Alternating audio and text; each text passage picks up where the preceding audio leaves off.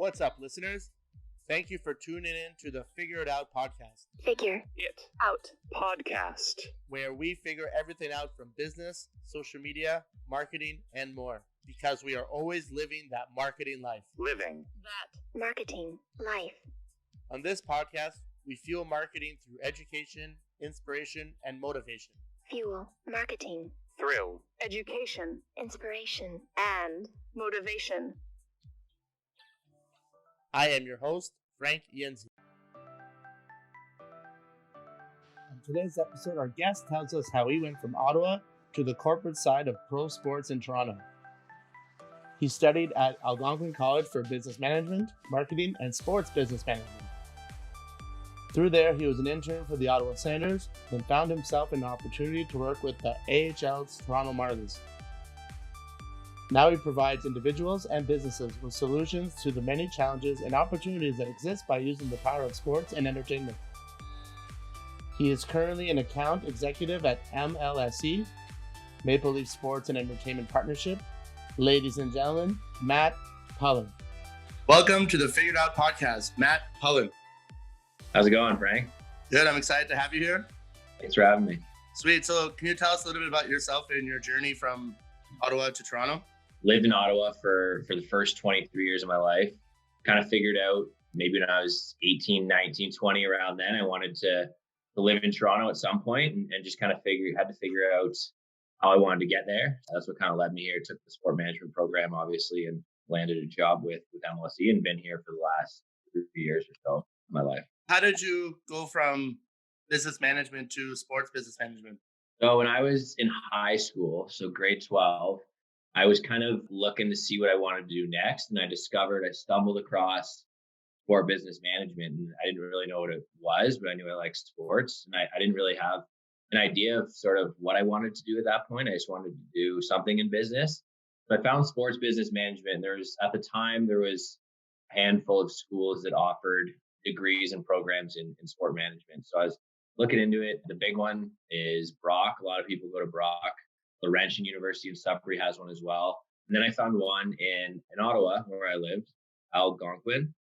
So I looked at that, and it was a graduate program. So basically, for me to get into that program, which was the easiest for me because I lived in Ottawa already at the time, you had to have some sort of undergrad degree or diploma. So I started looking at that, and then I started weighing the pros and cons of getting a 4-year degree and then taking a graduate program, or doing a shorter program at Algonquin previous to that, and then doing the sport management program. So I decided to do a 2-year marketing undergrad at Algonquin.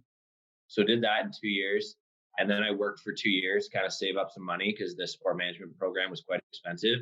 So worked retail for 2 years in between, and then enrolled in the sport management program, which was about a year and a half with an internship component as well. So that's kind of how I landed at that specific program there.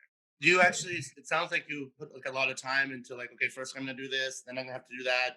So it sounds like it took like 3 years to actually get into it, right?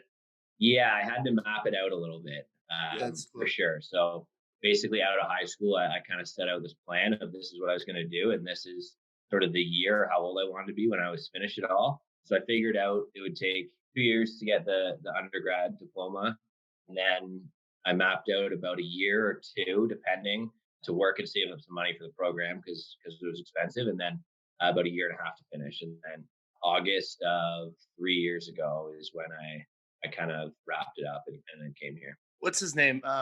Because I actually applied for it, but I didn't get in. But Jim Kite, is he still the head guy? Yeah, he is. So Jim Kite, he actually, when I was there, had just moved over to be the head guy of like hospitality and tourism. Okay. And Dave Best kind of slid in and took his spot there as the head guy of that program. But Jim was still very involved. So he talked to us a lot. I met him a couple times because when I was applying, and his hands are like bare hands. And then you watch the YouTube videos. For people that don't know, Jim Kite was a hockey player, we'll say, but he just YouTube him. He's got crazy fights. Yeah, he was a tough guy in the NHL for sure. Nicest guy though. It's kind of funny, but that was kind of cool. Just kind of hearing from him and getting some advice and some insights from him. Obviously, playing in the NHL and everything, it was cool to have him as part of the program. Is that like all programs? Is it very competitive, like that market? Because we're not like America where sports is like, we only have a hockey team in Ottawa. So like, with how what is Yeah. it like with like finding jobs afterwards and getting your foot in the sports business world? Yeah, the industry is extremely competitive. The pro sports industry, especially. Now, a lot of my classmates from that program at Algonquin went to work on like swimming Canada, volleyball Canada, like the government levels of different sports, which is a little different. But I knew right away I wanted to kind of be in pro sports on the team side of things, and that's extremely competitive for sure, especially like you said in Canada, right? Like Toronto's the only city with Yeah. an NBA team or an MLB team. We have no NFL teams in Canada, so your chances are a little bit lower. So it gets a little bit more competitive. We're in the states, still competitive, obviously, but there's so many different kind of leagues and teams you can kind of work for. So you worked for the Sens, right? Yeah, so I did my internship with the Senators as a part of my program. So as part of our program, we were required to do an internship for 6 months, I think it was. So I landed with the Sens on that one. Can you tell us what that taught you in that experience? So basically, the way it was set up with our program was we had internship 3 days a week and class 2 days a week. So we couldn't leave the city to do an internship, Oh wow. which kind of left my options with pro sports in Ottawa at one team, which was the Yeah. Sens. So I kind of dialed in on that and put all my efforts towards getting that internship. And that was an interesting year actually. It was the year they made the conference finals and lost Oh to Pittsburgh, so that was yeah. a good run, sort of right before the rebuild. But I didn't really know what sports sales was. I knew that like I probably wanted to go down the sales route. I didn't really know what that meant in sports, especially on the ticketing side. A lot of people, when you say like you work in ticket sales, they assume you work like in the box office or something like that, which isn't the case. And I learned that quickly. So we were kind of thrown in. I was with 3 or 4 other interns from my program, and we were just kind of thrown into the fire. And it's no secret when it comes to like tickets and the Senators, it's kind of well documented, at least around Ottawa, that they struggle a little bit. So Yeah. we felt the pressure, not necessarily on us, but just in the office. So we were Mhm. kind of put to work right away and honestly learned a ton from just being thrown in the fire and kind of learning by trial and error.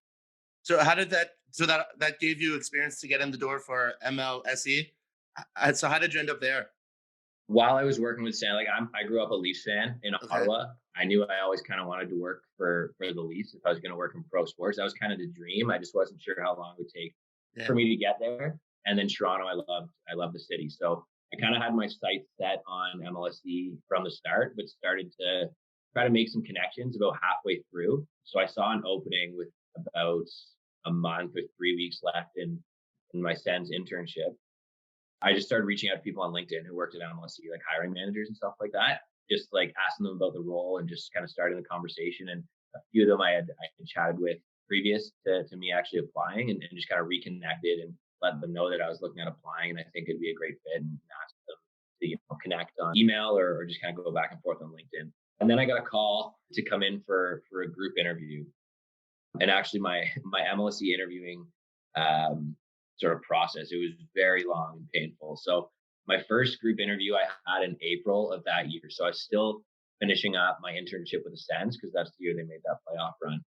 So I came down to Toronto and did the group interview. And then they called me back and they said, we want to do another interview. So this was for the Marlies, specific Toronto Marlies, the AHL farm team for the Yeah. Leafs. Yeah. So I came back and I did my second interview to work at MLSE as focus on the Marlies. And that went well.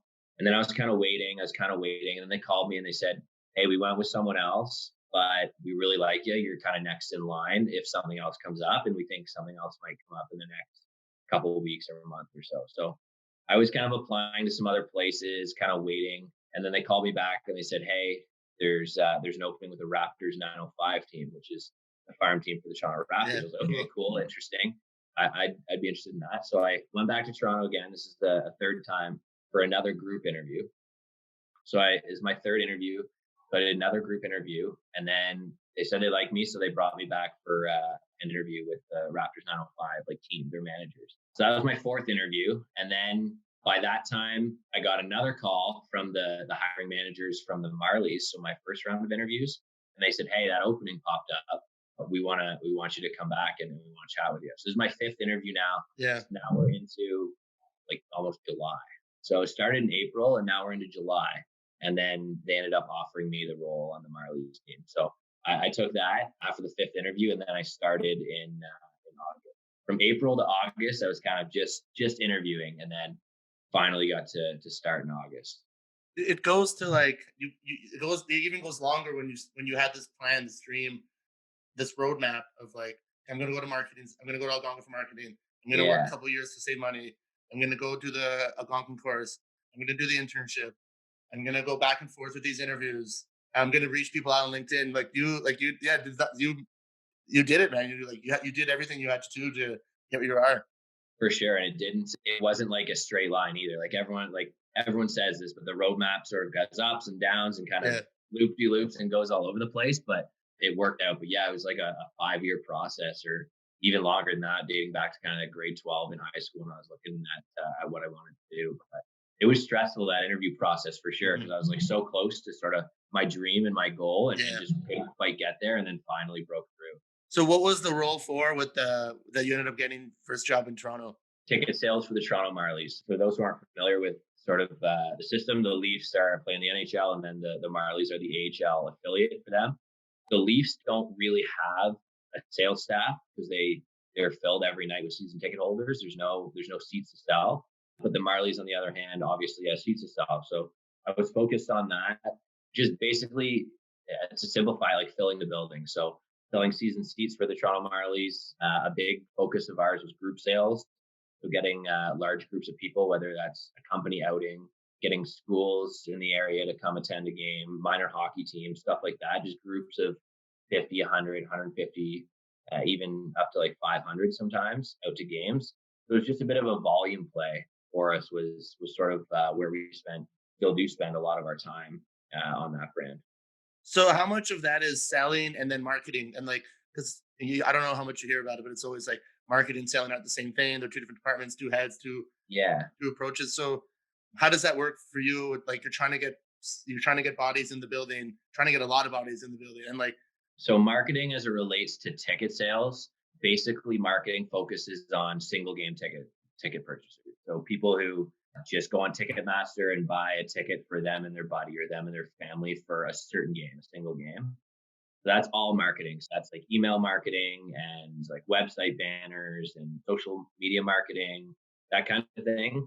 About a quarter of our business on the Marley side is through single game purchasers, which we do nothing. We do nothing as a sales staff on that front. And then the rest of it is where we focus on season tickets, flex packs, half season tickets, group sales, private suite sales, stuff like that is where we come in. So the marketing takes care of basically everyone who just wants to catch a game, and then we take care of everything else. But marketing does help us with generating these lists, because after people purchase mhm, a single game, we have that data, right, of all yeah. these people who purchase a single game, and then that's up to us to reach out to those people to try to get them to climb the ladder in a sense, and maybe buy a flex pack into a half season, and eventually get to a full season member, which for us is our most valuable client. What are the struggles of like trying to get groups of people to come? What are the struggles, and how do you overcome them? The biggest thing in Toronto is it's very much some egos you battle, especially on the corporate level, where it's kind of Leafs or bust. I found that's sort of the biggest difference between the Ottawa market and the Toronto market. Toronto is a little bit more too good for minor leagues a lot of times, which is why we rely so much on like schools and minor hockey, where they're just kids getting out and it's a reasonably priced ticket. But the biggest challenge is just sort of breaking through and getting through to people to get them to come out and see and realize that it's really great hockey just down the road from the Maple Leafs Yeah. for a really affordable price. But that's definitely a challenge in Toronto, is kind of getting people to see that even though it's not the Leafs, it's still a great product, and it's still great entertainment. How do you compare the Marlies atmosphere with the 67s? Very similar. Yeah. Very similar. Yeah, it's similar for sure. Atmosphere wise, I think the AHL is a little bit of a higher level game than the OHL, but 67s too, like a lot of like family Mhm. friendly kids, stuff like that. And the Marlies is very similar. I should ask this right before, but your first day on the job, like what was that like? And then what was your first big like? Okay, I did it. I did my what I'm supposed to do. I did my first big sale. Or do Yeah. you remember that? Where Yeah. So my first day on the job was just like surreal, just like taking it all in. I was, started my first day at 50 Bay Street, right in downtown Toronto. A kid from Ottawa, like that's not Yeah. a normal work day for for someone from Ottawa. So it was just surreal. I was just soaking it all in. The offices there are kind of attached to Scotiabank Arena, and at that point in my life, I'd still never been to like a Leafs game at Okay. Scotiabank Arena. I always see them play in Ottawa.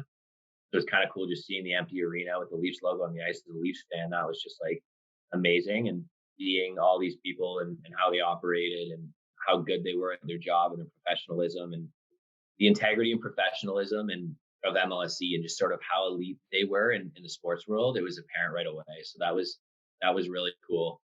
And then when I knew I could do this is sort of when I hit my target in our first year. So our sales team works on yearly targets, and I remember getting my target and thinking like, how the hell am I going to get to this number? Like it's so big and these tickets are so inexpensive. But then you kind of again, sort of similar to my career path, you lay out a roadmap Yeah.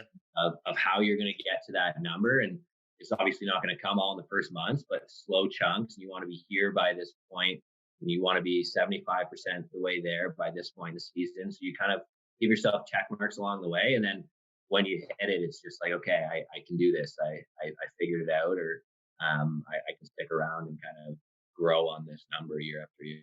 Yeah, it sounds like you were always consistent with everything. You like laid it out and like step by step, chunk by chunk. Yeah, man, it's a pretty cool story because a lot of people don't stick to they don't like think about the little steps, right? They just think about the big picture and like it sounds like the whole way you're just like, okay, now this, now this, now this, now this. It's For cool. sure. It's the way I like to look at it is I almost set like a goal or an objective, but then to get there is like it's easy to set a goal Hmm. or set an objective of where you want to be, but to break it down and sort of tactically on how you're going to get there, I think is the most important part. Like it's easy to say I want to work for the Maple Leafs or I want to work for MLSE when you're 18 coming out of high school, but then you have to break it down in different steps and how you're going to get there. And sometimes you have to adjust on the fly because things don't go the way you think they're going to go. And my story could have been a lot different, right? I could have worked for the 67s for a couple of years and then used that experience to get to MLSE. I was lucky enough that I got that job out of my internship, but it's been a lot different. And same with my target, right? It's you're counting on a big sale and it doesn't come through, then you got to adjust. But having sort of your objectives and goals broken down tactically, I think has helped me a lot. Since I started, we purchased the Argonauts as well. Okay.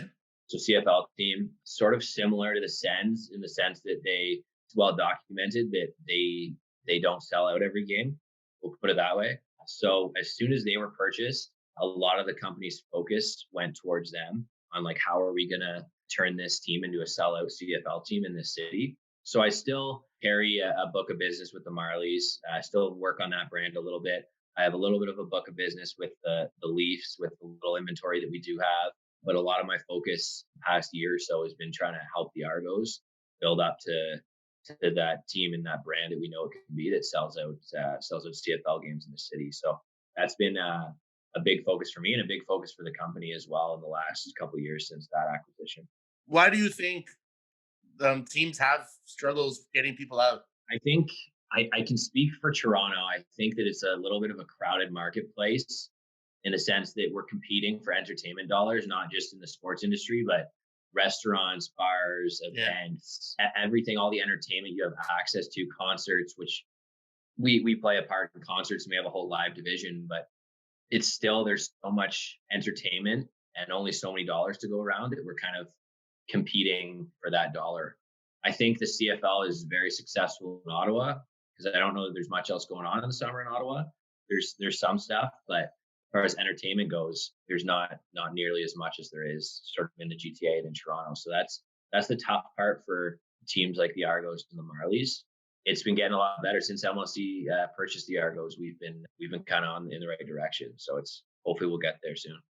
So how are you guys adjusting with what's going on with the pandemic? Because like no one really knows, and like Yeah. your job is to bring people there, but like now it's who knows when and how, right? Yeah, it's been tough. I mean, we have no product to sell, right? When you're in ticket sales, you sell tickets and there's no fans allowed in the building. So we don't have any product right now to sell. So a lot of it for us has been preparation, just kind of being prepared for that when we do come back to kind of hit the ground running. So prospecting, reaching out to clients, potential clients, and just letting them know, hey, we know there's no sports going on right now, but would you be interested in something with sports come back? Just to kind of qualify them and get them ready, writing out some business plans for next year, just how we're going to get to where we need to be.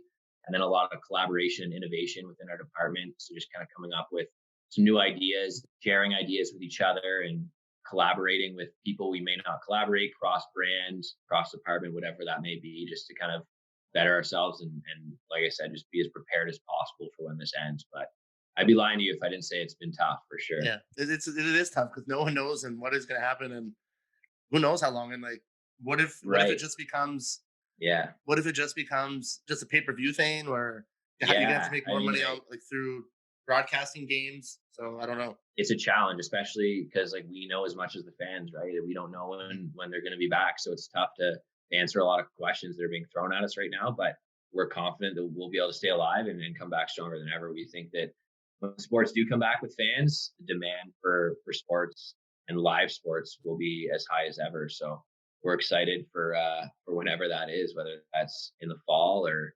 early 2021. Who knows? But we're excited for it. So you were kind of saying earlier that the brands kind of work together across branding. In Toronto, obviously it's a massive hockey town, so there's no issue whatsoever in sort of getting people interested in the Maple Leafs. That's for sure. As it relates to our department, obviously, especially when it comes to like CFL, MLS as well as a big one, and even the AHL. Like if the league gets more popular, that's good for us for sure.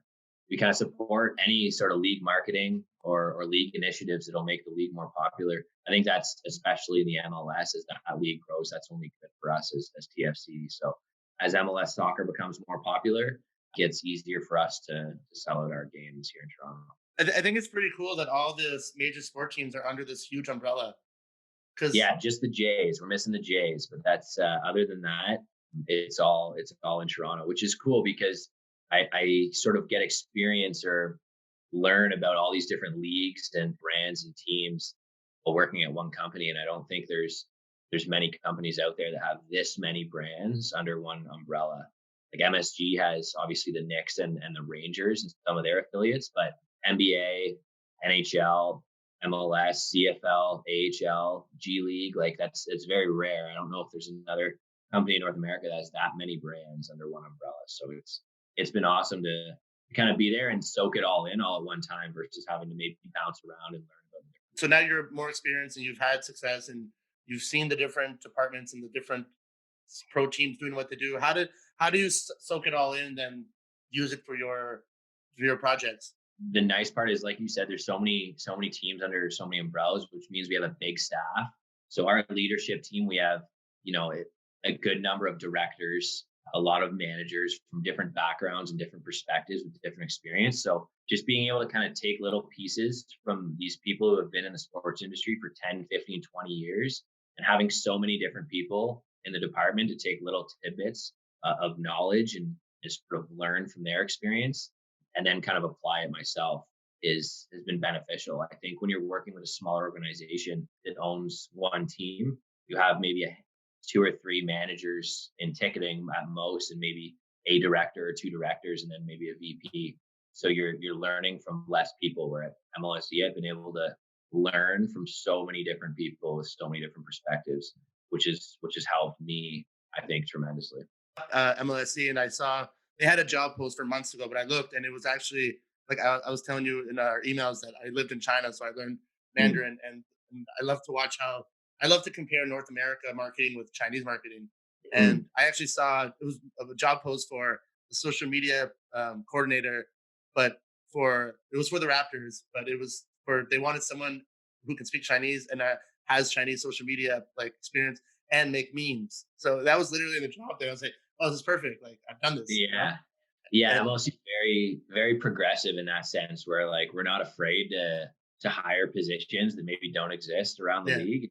If I'm not mistaken, that was posted when we signed Jeremy Lin, and obviously he has a massive following in Asia. So we wanted to kind of figure out how to capitalize on that massive following that would now be following the Raptors, right? Because of Jeremy Lin being on the team. I got to give it to them, like extremely progressive. We actually just posted a role at MLSE. It's Director of Diversity and Inclusion. So with all the protests and everything going on, it's easy to make a company statement. And I think we've seen them all on Twitter, just a company statement or a corporate statement, but to actually open up a role at the company to make a difference, I think I got to give it to them. It's progressive and it's amazing. They do a really good job thinking outside the box and not being afraid to be industry leaders. Yeah, that's great. I think I just saw right before this conversation that the NHL is opening up a department with that. I think with a couple of the ex players. Yeah, I haven't seen that yet, but that's amazing. Good for Yeah. them. So, kind of going back to what you're taking all the snippets from all the people that you've worked with because they have different backgrounds and different experiences. Do you have any mentors that stand out to you, or do you have like a quote or a speech where that was like that really hit me? That's deep. That's going to make me a better person for my job or in life. Whether it's someone on social media, someone on YouTube, or someone that you've worked with. Yeah, I don't think I have necessarily a quote or a speech, but my hiring manager, Adam, has probably been my biggest mentor this far and the one I've probably discussed my career goals and aspirations with the most and been the most open when failing at something or frustrated with something and need help. I feel he's kind of been my biggest mentor there. And I attribute a ton of my success so far in the first 3 years to him. He's actually on paternity leave right now. He'll be back at the end of the month. He's been good. And then my director as well, Mark, my hiring director. He's the director of Argos, Marlies, and Raptors 905. So he kind of oversees all the minor league teams. He's been awesome to work under, and I've learned a ton under him. Just even from example and work ethic and what it takes to kind of be great and sort of that 1% better every day. In a year that makes you 365% better, right? So just like stuff like that has kind of stuck with me and still does stick with me and something I'll pass on to someone one day. So just their leadership style, I think more than anything has rubbed off on me and learned a lot from those two, Mark and Adam, for sure. What were some of the like? What do people not know a lot about the ticketing? Like, what can you say more about it? Like, okay, I got to get people in the seats, but what are some of the obstacles you got to overcome, and how do you get in touch with the people? How do people reach out to you? Like, how does that work from scratch? Yeah, like I said, I think a lot of people, when you say you work in ticketing or you're in ticket sales, they assume, or people assume that the entire building of a pro sports team is season ticket holders or people who bought on Ticketmaster. But the reality is a large chunk of it, even, I mean, like the Leafs is mostly season ticket holders, but around the NHL, 90% of teams, 95% of teams rely on group sales. And I think group sales is the big one that people either don't know about or don't know how crucial it is to filling a building. Like if I make one call to you, Frank, I'm like, hey, do you want to come out to a hockey game, buy 2 tickets for you and your dad or something like that, or you and a buddy?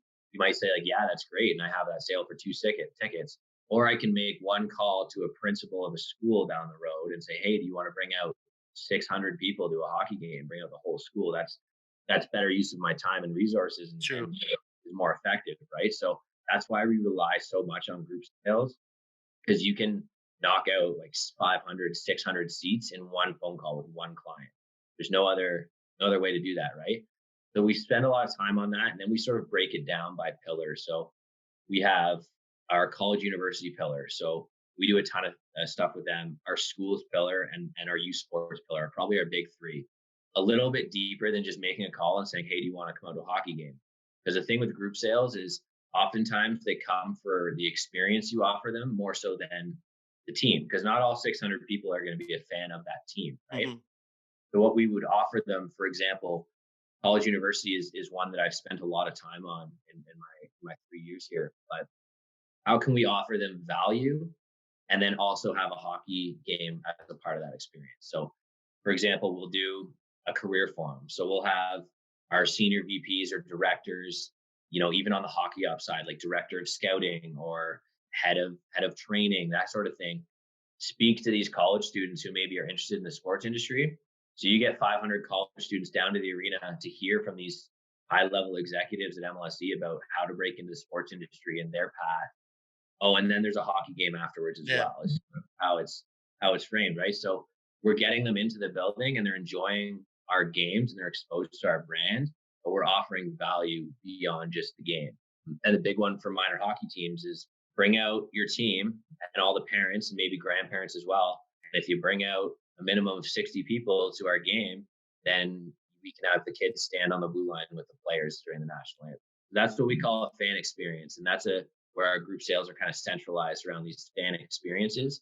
So it's how we add value beyond the ticket. So maybe that hockey team would have came to the game, but probably not. Maybe they would have just come 30 people. But when you set a minimum of 60 and they get to stand on the blue line, all of a sudden you have 60 people in your building that might otherwise not have been exposed to your brand, right? So that's why we kind of really rely on group sales, and that's why it's so effective. And industry wide, every team from the minor leagues to the pros lean heavily on group sales for a big chunk of their business.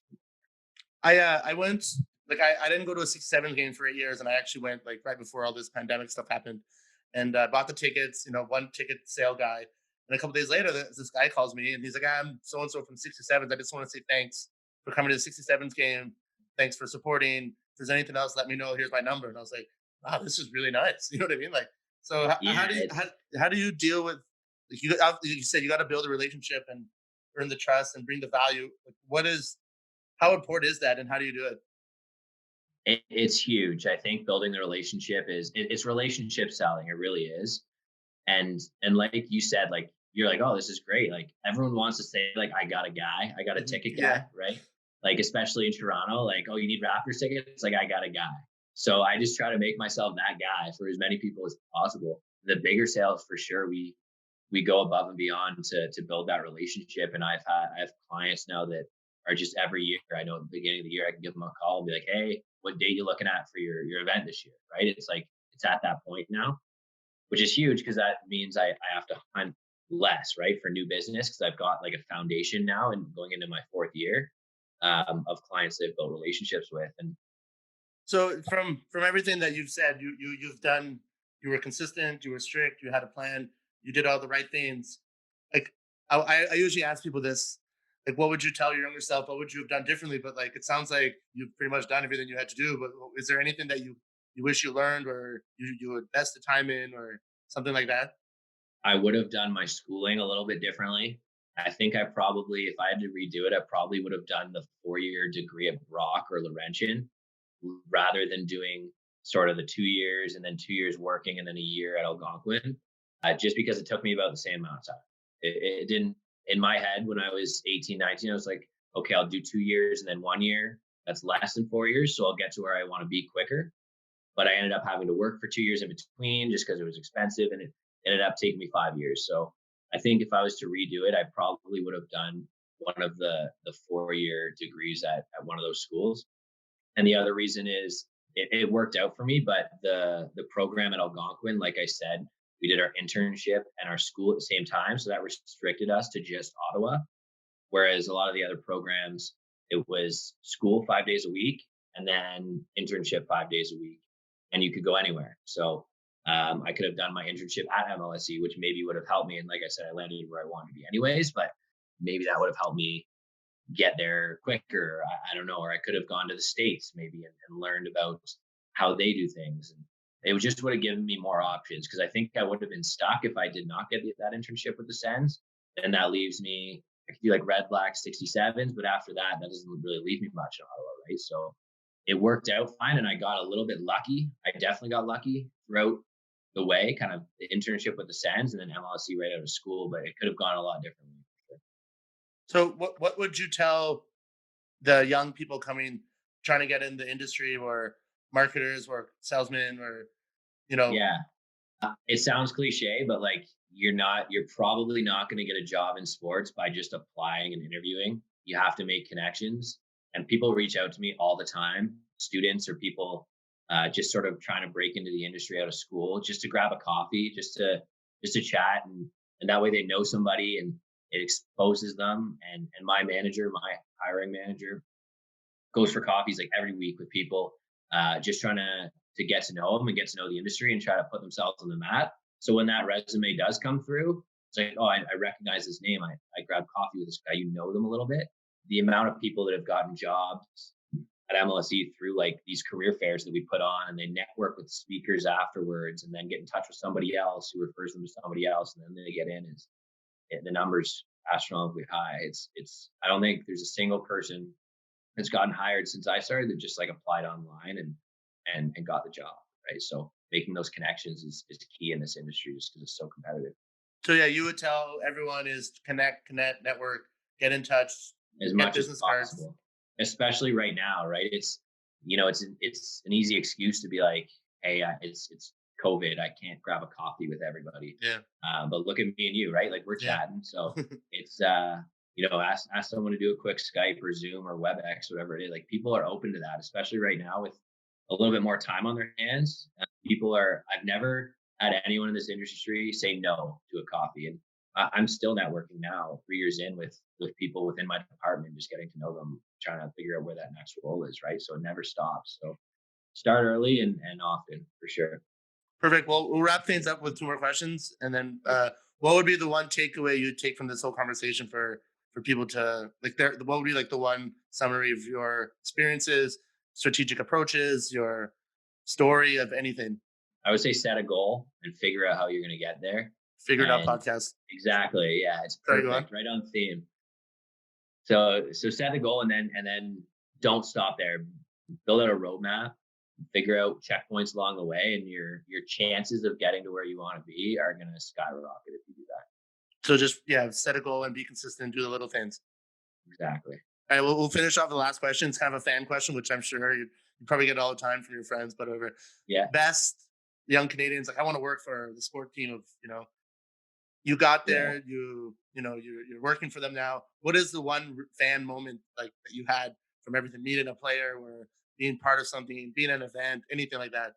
Yeah, that's tough. I'm gonna give you two. Is that okay? Yeah, for sure. More the better. Okay, I'll give you two. So the first one was the end of my first season when I was with the Marlies, and the Argos weren't there yet. So I was like Marlies every day, all day, and they won the Calder Cup at home that year in Game 7, Cool. and that was just so cool to see from like training camp, be at every home game all the way through to win the Calder Cup at home, and then after the game took two party buses over to Real Sports, which is like the restaurant right beside Scotiabank Arena, and it was shut down, and it was just players, family, Oh, cool. friends, and staff.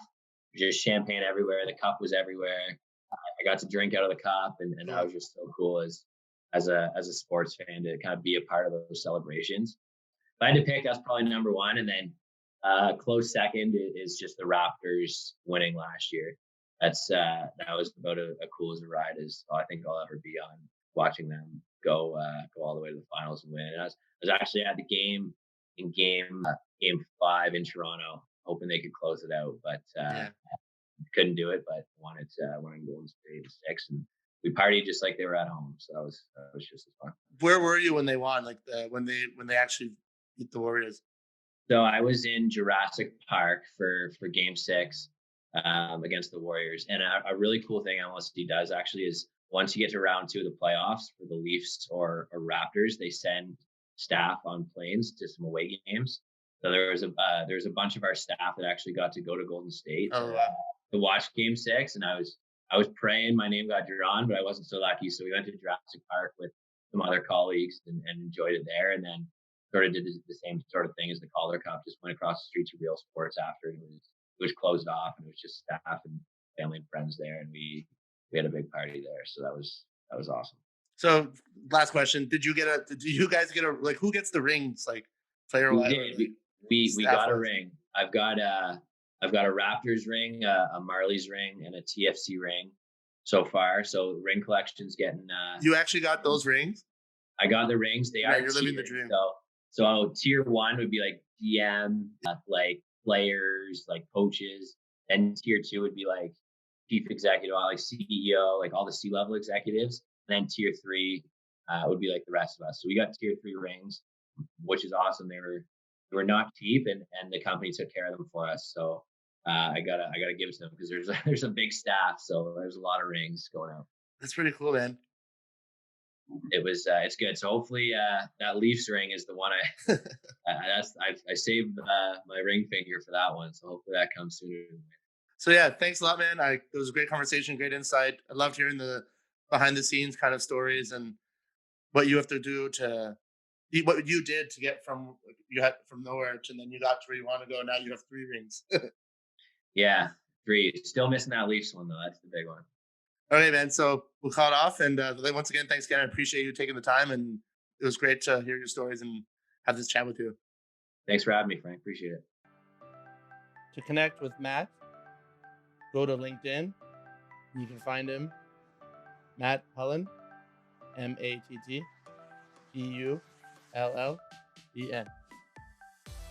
We are at the end of the podcast. Thank you for listening. Like, subscribe, share, tell a buddy, find me online, connect, ask a question, follow, subscribe. You can find me, Frank Yenzi, FrankIenzi, Twitter, Facebook, Instagram, TikTok, Pinterest, YouTube. I'm there. Check out my website for daily blogs, frankyenzi.com. So remember, figure it out. That's what we do on the Figure It Out podcast. Figure It out. Podcast. Where we figure everything out from business, social media, marketing, and more. Because we are always living that marketing life. Living. That. Marketing. Life. On this podcast, we fuel marketing through education, inspiration, and motivation. Fuel. Marketing. Thrill. Education. Inspiration. And motivation.